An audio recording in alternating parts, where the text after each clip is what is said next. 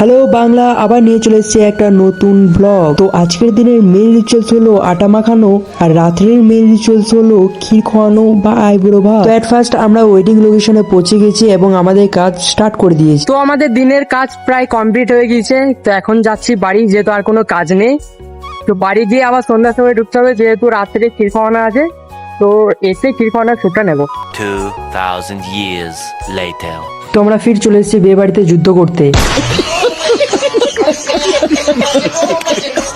তো বিয়ে বাড়িতে পৌঁছে আমাদের কাজ আমরা স্টার্ট করে দিই। আর তোমরা দেখতে পাচ্ছ এদিকে ক্ষীর খাওয়ানোর খাবার সব চলে এসেছে, আর এদিকে আমরাও রেডি আছি কাজ করার জন্য। তো দীর্ঘ 20 মিনিট বসার পর আমাদের কাজ আমরা স্টার্ট করে ফেলি। তো এভাবে আমাদের কাজ চলতে থাকে। আর তোমাদেরকে বলে দিই, এই ক্ষীর খাওয়ানোর অনুষ্ঠানটায় প্রায় 2 থেকে 3 ঘন্টা সময় লাগে। অনেক বিয়েতে এমন হয় যে 12টা 1টা বেজে গেছে, তাও আমাদের কাজ শেষ হয়নি। তো এভাবে আমাদের কাজটা চলতে থাকে। তো এভাবে টানা 3 থেকে 3.5 ঘন্টা কাজ করার পর আমাদের কাজ প্রায় শেষের দিকে। তো এই মুহূর্তে কিছু আমরা গ্রুপ ফটো তুলছি।